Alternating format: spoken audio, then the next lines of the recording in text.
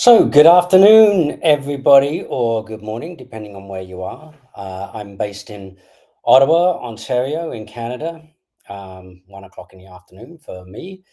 And welcome. Thank you so much for joining again. This is our third live stream webinar. We get so many questions about wills that we decided to do these regular webinars, and you can feel free to ask any questions in the chat, and I'm going to do my best to answer them as we go along. So please feel free to answer any questions. And I'm just going to give you a bit of a background to set the scene. My name's Tim Houston. I am one of the co-founders, and I am the CEO of Legal Wills. It's a company that we started 25 years ago when we understood, myself and my co-founder, Henry Raud, we discovered that there were a lot of barriers to preparing a will, and there shouldn't be. And everybody needs to have a will in place and other important estate planning documents. But the vast majority of people in Canada, in the US, in the UK, and in South Africa, all of the countries that we support at Legal Wills, the vast majority of adults don't have a will in place. And there's a number of reasons for that. And we're trying to address some of those key barriers. We're trying to make our service as affordable as possible and as convenient as possible. We try to make it intuitive. We try to answer questions that people might have about writing a will. We answer those questions as you step through the service. Most people are only preparing a will for the first time in their life. Most people are not familiar with some of the terms that lawyers use as second nature: executor, beneficiaries, legacies, trustees, guardians, all of these terms that people use related to wills that are second to nature to people who work in the industry, but are unfamiliar terms to most people. We don't use those terms in our everyday language. So when you step through our service at Legal Wills, we try and answer those questions. Simple questions about, like, what is an executor? What does the executor do? Who can I appoint as the executor? And things like that. So you're going to have answers to those questions as you step through our will service. And this webinar is an extension of that. We're trying to demystify the process. We're trying to make will writing accessible to everybody. And so with that, I am going to preface this webinar by saying I'm not a lawyer. I can't give people specific legal advice about their individual situation, but I can answer questions about wills. I still see our customer service tickets coming in. I look at them every day. I look at the questions that people have every single day. And over the course of 25 years of running our business, we've answered tens of thousands of questions about wills. So I'm trying to incorporate some of that, the doubts that people have, the answers that people need. I'm going to incorporate some of that into this webinar.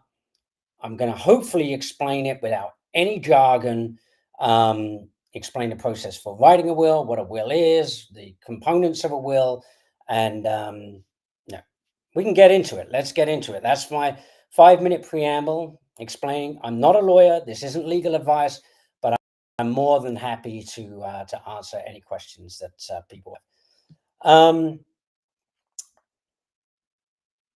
So let me just get into some of the questions. I can answer questions as well that people have about specifically the use of our service.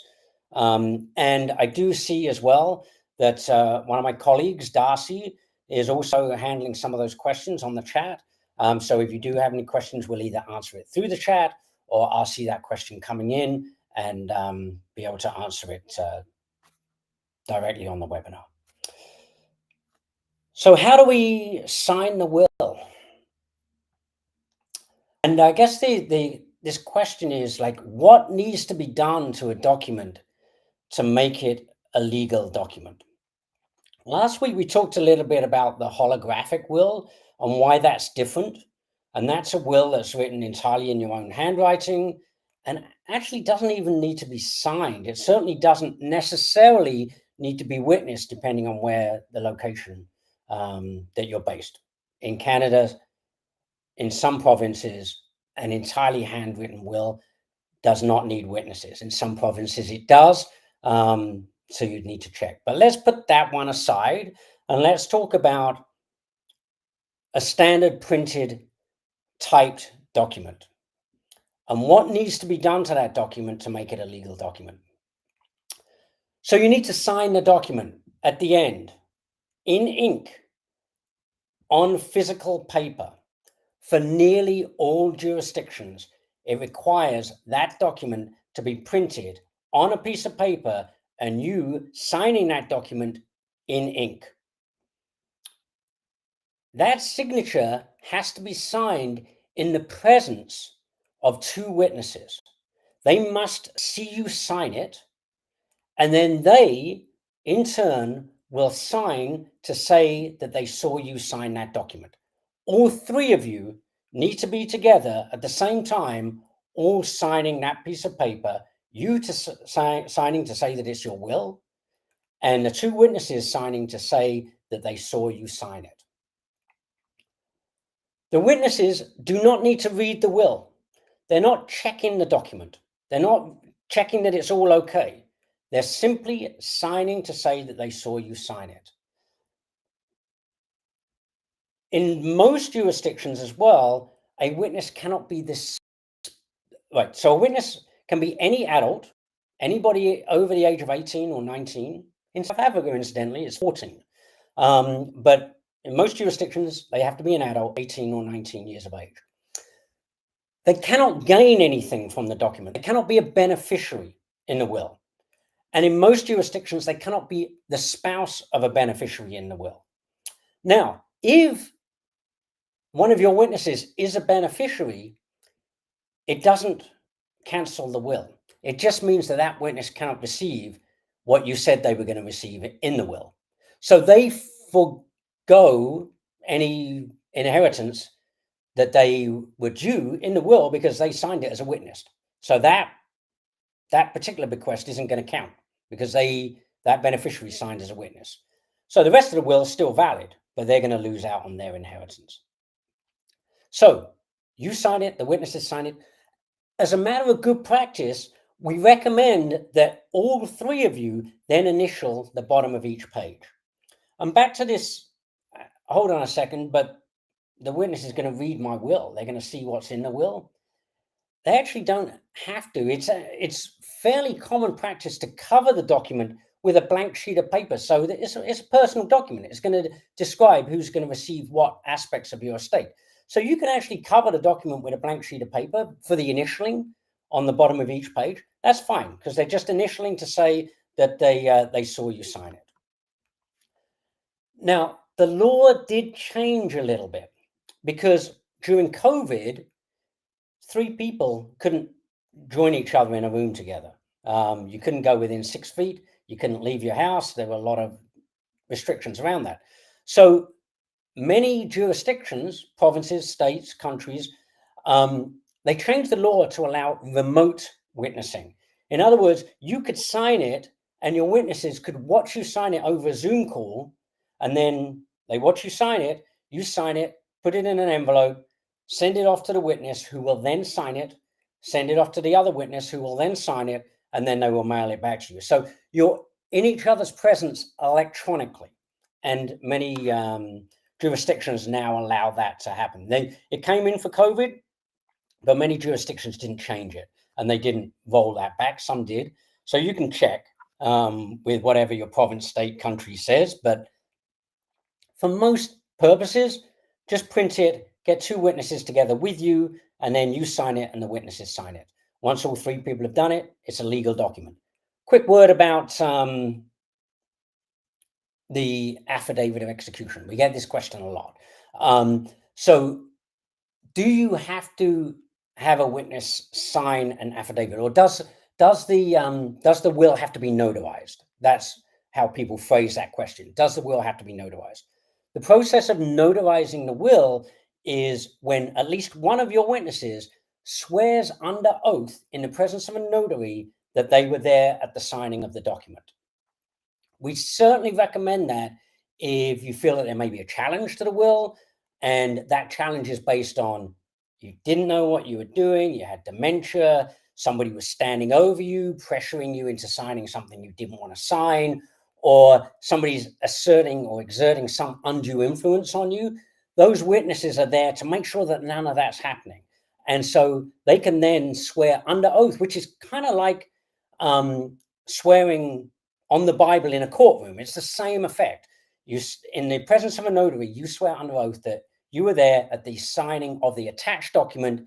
You served as a witness, and then that affidavit can then be attached to the document, and that then becomes a notarized will. In the US, they call that a self-proving will. So it's not only witnessed, but it's also self-proving that the signing was done appropriately, and that witness is swearing under oath that it was all signed appropriately. So that's, in a nutshell, how to sign the will and how to make it a legal document.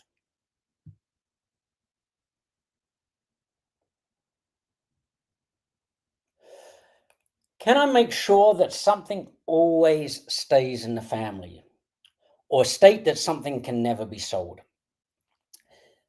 This is a larger question. It's a great question. And it's around conditional bequests. What you can put in a bequest that works or doesn't work. So ultimately, you have what they call testamentary freedom. You can do whatever you want in your will. There's some exceptions. You have to give provision for dependents, people who are financially dependent on you. You've got to provide for them in your will, and that could be a spouse, it can be minor children, and in some jurisdictions it can be adult children as well. In most cases not, but in Canada, certainly in BC, you should, if you don't include your adult children, you're opening yourself up to a potential challenge. So aside from making sure that you're taking care of dependents, you have freedom to do what you want in your will. Now, there's certain provisos around that. Anything that you put in your will must be enforceable, and it's conditions around those things. So you can, in theory, say in your will, I want to leave $10,000 to my nephew as long as he graduates high school. You can put that into your will. The challenge with something like that is that it's not time bound. Your nephew could graduate high school when he's 70 years old. That means somebody has to either hold on to it until he graduates or give it to him and then take it back if he doesn't graduate. And it's actually the taking back ones that are more difficult. So this one is like saying, okay, I'm going to leave my family archives to my daughter as long as she takes care of them. But that, as long as she takes care of them, is a really difficult thing to enforce, because what if she doesn't? Like, what if she doesn't? What if she sells them? Like, and you've got to think through, like, who's actually enforcing this? Who's going to be policing the bequest? And what's the consequence of not living up to it? So with all of these, can I make sure that something always stays in the family? You kind of can't. So if you want to leave your classic car to your son, you leave it to your son, and your son then owns that classic car. And your son can then sell that classic car the day that he receives it. It belongs to him at that point. There are certain things you can do. You can, like, keep something in trust, but certainly not for many generations. And it would be kind of like you receiving something, but your great grandfather's will has put a condition on what you can do with that thing. It just doesn't, it's not easy to enforce. So the bottom line is this question, like, can I ensure that something always stays in the family? Not very easily. There may be a way of creating a family trust, but it's not a simple thing. Or can I state that something can never be sold? You actually can't. And really, nor should you, because you're giving something to a person and it's theirs at that point. And you can't then determine what they should and shouldn't do with it. You can request, you can wish, you can explain what you would like to happen, but it's very difficult to legally enforce what you can or what that person can and can't do. Okay, so there's a couple of questions that have just come in. So, based on the legal wills template, I've prepared and signed a will. I live in BC. Do I need to register the will? And if so, how do I register the will? So we touched on this last week. And BC in Canada is a unique province in that it's the only province that actually has a government registry. With the Department of Vital Statistics in BC, you go to BC Department of Vital Statistics and you'll find a will registry there. And it's something like $17, $19, something like that. They keep changing the pricing a little bit. But what that allows you to do is register the date that the will was prepared and the location which it's stored. That's it. You don't store the physical document. They don't look after the physical document. This is useful if you prepared your will with a law firm and you've died and your family has no idea who has this will. And they can't start calling around all the law firms. So they can actually contact the Department of Vital Statistics and say, oh, look at that. You prepared a will and it's currently stored with Jones, Smith and Brown, LLP law firm in Victoria. Great. That's really going to help them. But technically, there's no legal requirement to do this.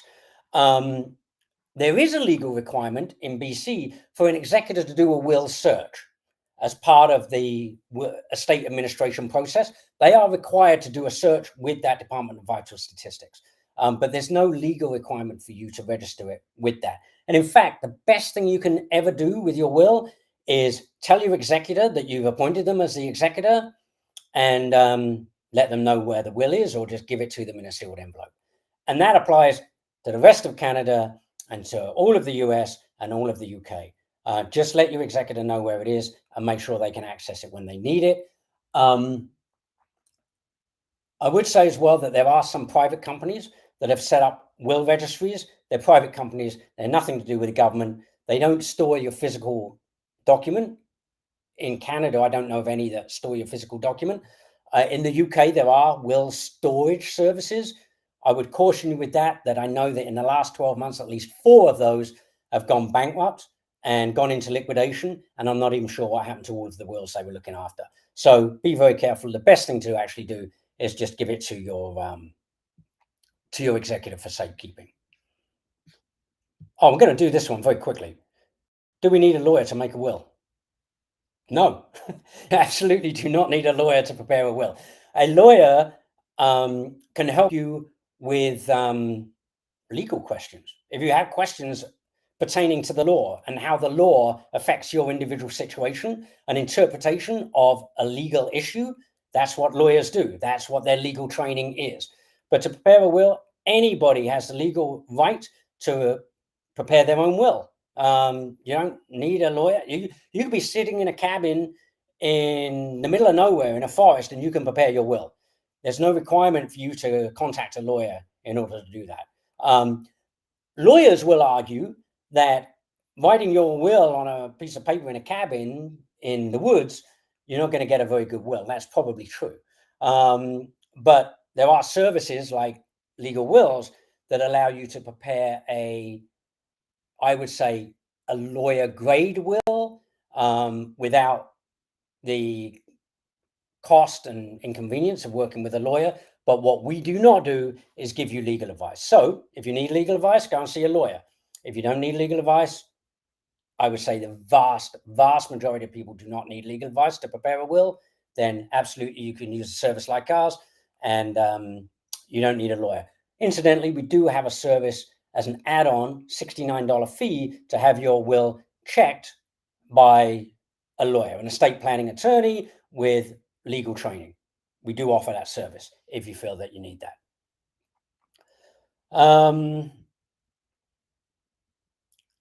I haven't even read this question ahead of time, so I'm just going to read it. My partner and I have a long-term spousal relationship, but we are a blended family and have no children in common, so our list of heirs are different. We downsized to a condo and split up I'm hoping there's a follow-on. Proceeds of the sale of the home. We each want each other to have use of the condo as a survivor, but when the second dies, the condo should be split and the proceeds going to each list of heirs. Okay. How do we do that in our wills? Three-part question. So this can be done, absolutely. So, and even you can do that using a service like ours at Legal Wills.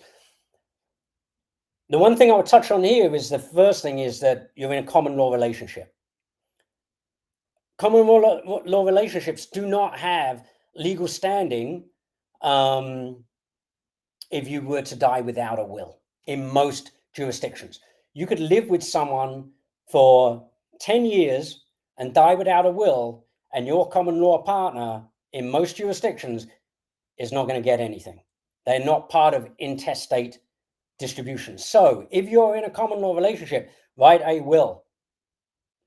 Before the end of the day today, write a will. It's very important because if something were to happen to you, it doesn't matter how long you've lived together, you could, that common law partner could claim a financial dependency on you. It's a long drawn out process.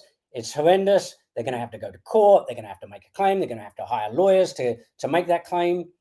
Write a will, takes 20 minutes, and your common law partner will be taken care of. If you're a common law relationship without a will, you're setting your common law partner up for a lot of stress, anxiety, and expense. So with this particular question, blended family situations where you have a house that you're sharing, and it really depends. I can't give legal advice here, so it depends on the nature of the ownership of the house. But if you own a property, there's two ways of co-owning property. Joint tenancy and tenants in common. I think I'm going to have to go into that on a later webinar. It's a little bit complicated. But what you can do is give your partner a right to live in that property for the rest of their life. It's called a lifetime interest trust. So they never own the property outright, but they can live in it and benefit from living in that property. But it's owned by the children all the time they're living in it. It's called a lifetime interest trust. That at the moment they die or enter into a new married relationship, or they decide they don't want the house anymore, then immediately it goes to the children. So it's really super important for a blended family, because if you don't do that, then yeah, absolutely, everything would go to your new partner. Your new partner survives you by like 10 years and then writes a new will, and your children could quite easily be disinherited. So set up a lifetime interest trust. We certainly do that. We support that feature within the Legal Will service under our blended family options, and it's absolutely the best way to handle that.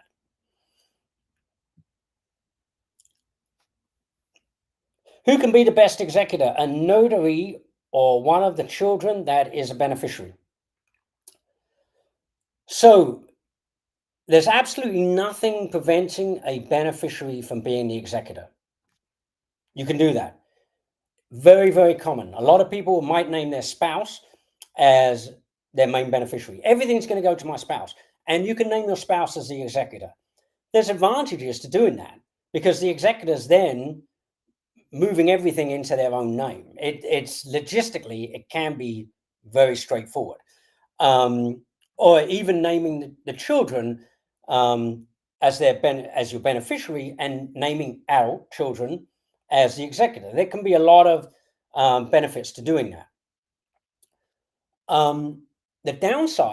There are downsides to naming children or your spouse as your executor. Firstly, the executor has to be capable. They're going to have to work with CRA. They're going to have to file paperwork. They're going to close your estate, a lot of estate administration. They're going to have to deal and work relationships with other beneficiaries as well.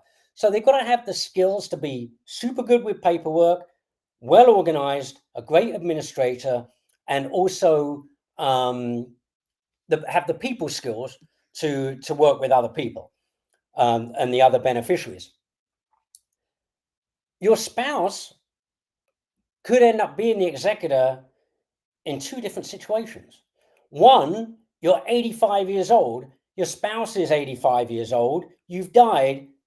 The last thing your spouse wants to be doing is dealing with paperwork with IRS, COA, Internal Revenue Service. It's just a nightmare headache for an 85-year-old to deal with. Okay, well, what happens if you die young? Well, you die when you're 35 and your spouse is 35, they're going to be traumatized. The last thing they want to be doing is a whole bunch of paperwork because they've just lost their partner at such a young age, right? So if they're the most capable person, then great, but do bear in mind that they will be grieving potentially. They will be going through an emotional trauma at that point, and there are time frames. There are milestones that need to be hit when you're administering an estate. So there might be a little bit of leeway to a grieving widow or widower, but it may not be. So it's a personal decision. It's a personal thing, and you can imagine whether your spouse would be a good person to be able to handle that responsibility. The nice thing is, in naming a family member as the executor, within the will, they're free to hire professional help whenever they need it, which is a great approach because then they can hire a lawyer or an accountant or other estate administration professionals. There are those out there who can do all of that, and they can hire them then at an hourly rate or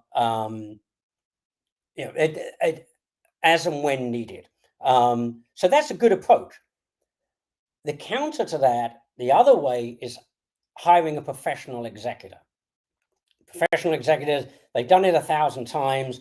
They're not emotionally involved. They can just get it done. Great. There's two downsides to this. One is you're going to be a file. You're going to be in somebody's inbox. They're going to be working with you. So you can hire Royal Bank, Bank of Montreal. They all have estate administration teams. They can do that. You can hire a law firm. They can do that. But the biggest challenge with that and the biggest issue with that is they will charge you hourly, but they will also charge you a percentage of your estate. So, for example, transferring property ownership, if you supposing you own a house in Vancouver and you're transferring ownership of that house to the beneficiary, not many houses in Vancouver going for under $1 million now. So that executor is going to do that transfer of ownership and they're going to get 5% of the value of the estate. That's not good value for money. So, your cost for the executor services can add up to tens of thousands of dollars for doing those executor services. And as hourly, that's preposterous. It shouldn't be that way. So my personal recommendation, based on not legal advice, my personal recommendation based on what I've seen is hire a family member who is then empowered to bring in professionals as and when needed and pay for those as an hourly rate. One quick follow-up question: does Legal Wills provide trustee services? And if not, have references available? We do not. There are definitely services that we can recommend who do offer services like that. And you can absolutely email me. And I'm going to put up my email address at the end as we're approaching the end. You can email me. I have one or two services depending on where you are. They don't all cover all jurisdictions, but depending on where you are, I can put you in touch with a company that would do that, and they're not charging 5% of the estate. So I just want to quickly, how do we do that in wills? I think I skipped over a couple here. This one. I'm going to put this up because I can't answer it. I'm not sure I can give a good answer to this question. But I do want to talk about living wills. And I'm going to before, and the reason I can't answer this is because it's so specific and different in every jurisdiction, and the law is changing so rapidly around assisted suicide and your choice around dying with dignity and things like that, that I think what I'm going to have to do is really read up on this and maybe dedicate a whole session to doing this, because honestly, if somebody comes to me and say, what's the state of advanced directive legislation in Saskatchewan, I honestly, I couldn't answer that question right now. I can tell you on a high level what a living will allows you to do. And there's two elements to this document. One is naming a substitute decision maker, sometimes called a power of attorney for healthcare or a substitute decision maker. It's different in every province. It allows somebody to make those medical decisions for you if you're in a coma, if you have an irreversible terminal condition, then you're naming a single decision maker who's going to make that decision for you. The reason you do that is because otherwise your family could all disagree. There's been some horrendous cases in the US, in Canada, where family members, spouses are pitted against parents, arguing, should we pull the plug? Shouldn't we? Are they going to recover or not? It's horrible, horrible situation. People sometimes ask us, can I name joint substitute decision makers? Don't do that. That defeats the whole point of writing that document. You're naming a person who's ultimately going to be that decision maker. And if you name more than one, you're no further ahead than having no decision maker appointment written down. So the law has changed. They changed as a result of some of these horrendous cases. And also, as I say, the dying with dignity, the assisted, medical assisted suicide laws are changing all the time, and I need to brush up on it. The second part of that is also an advanced directive where if you're unable to communicate the kind of treatment that you wish to receive, you can write that ahead of time. And you can say, do not resuscitate. I don't want that. I don't want tube feeding. I don't want mechanical ventilation. I want pain meds, even if it's going to, I don't want pain meds, even if it's going to prolong my life, and decisions like that. We provide these documents specific to your jurisdiction. Very, very different across different provinces, different states, and even in the UK. They're very different documents. And so if you step through it, you'll see what you can and can't do within your jurisdiction. But it allows you to express the kind of medical treatment you would wish to receive in that situation.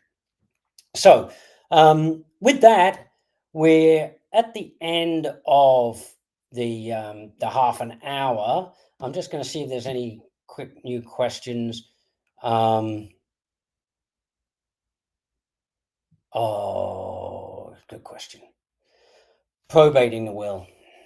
This is going to be my last one. We're going to run a little bit over. If anybody's interested in probate, I'm gonna discuss this. So, probate. If you look on internet resources about probate, and particularly US resources, it's going to be a lot of discussion about how to avoid probate, things you can do to avoid probate. And the main reasons why people feel the need to avoid probate is really around estate administration or probate fees that are, generally speaking, charged as a percentage of the size of the estate. So if you can get all of your stuff out of your estate, then the probate fee is reduced. The way of doing that is to extract resources or assets from your estate. But I want to talk a little bit about what probate is and why it's important. If your executor goes to the bank and they have a will in their hand and they say, I'm the executor, here's this person's will, they've died, I need to gather up all of their assets and transfer them into a bank account because I'm creating a bank account for the estate. And the bank is going to say, okay, that looks good. You are named as the executor. That looks good. the person's died. Okay, here's all of the assets. What happens if the following week somebody else walks in and says, "Oh, I have this will. I'm the executor, and I'm gathering up all of the assets." And the bank says, "Oh no, we gave all the assets to some guy who came in last week, and they had a will. They showed us a will." And this person said, "Well, no, this will was written after that one." The bank can't check wills. They have no way of checking wills.